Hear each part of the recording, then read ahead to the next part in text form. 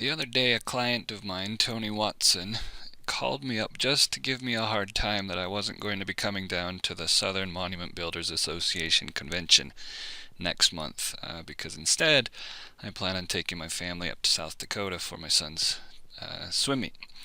So, because he gave me such a hard time, I thought I would give him a hard time back. Today he posted in a Monument Builders Facebook group that I belong to.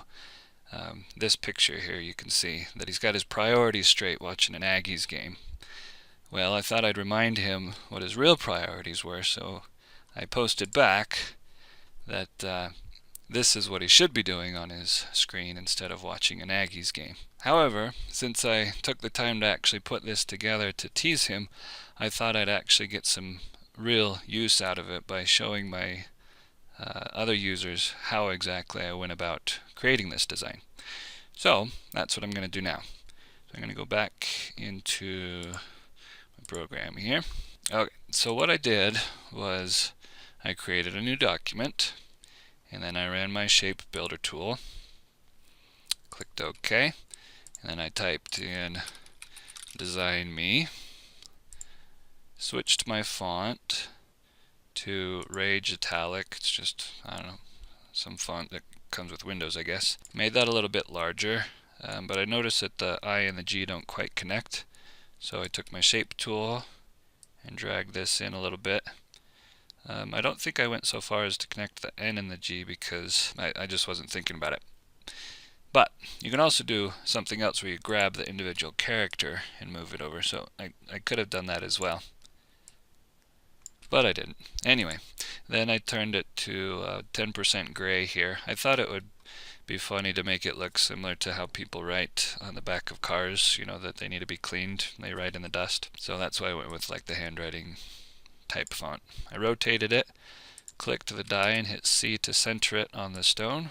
And then I wanted to make it so that I've got a little bit of shading, so I selected my die, hit plus on my numeric keypad, changed that to black, came to my transparency tool, clicked down here and dragged up, holding control while doing that to keep it in line. I don't think I went quite so far though, so I'll drag that down a little bit, holding control. And then from there I grabbed my my color and filled everything in. So that's how I created the design to begin with, and then I hit Alt print screen in order to get a print screen of my picture here. I went back to Facebook, and so I'll just do that. I'll go back to Facebook and close this out.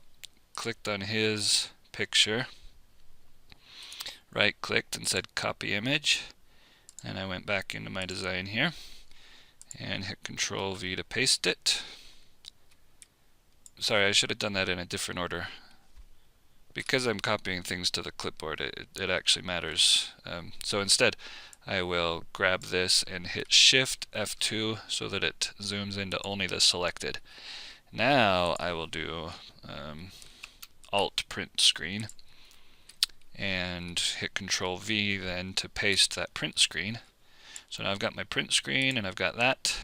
So in order to fit this into the television, what I did was I zoomed in here and I drew using freehand. I could have used another tool too, but I just used freehand. So I clicked here and then down here, and you can double click to continue your line, or you can click and then come back to where you started and then click again up here. And then I finished it off up this way. I tried to get it so that the line went similar to how it should be for the screen.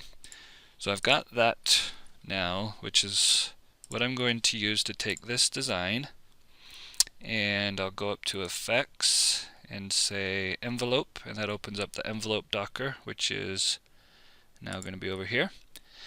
And there's a cool button right here that says Create Envelope From. So I clicked on that, and then it gives me a little pointer, and I can click on just the outline of the piece that I created, and what that does is it envelopes my my picture to match that that rectangle or whatever, the screen. So then I can hold shift and click on my screen drawing that I did and hit E and C on the keyboard, and what that does is it will then center in both directions.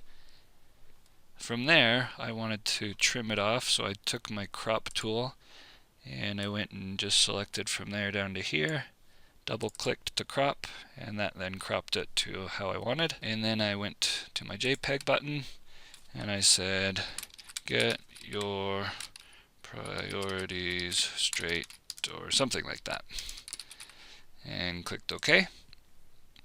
And then I uploaded that picture right back to Facebook to respond to him. I thought you might be interested in seeing how I did all that directly inside CorelDRAW with Memorial Designer.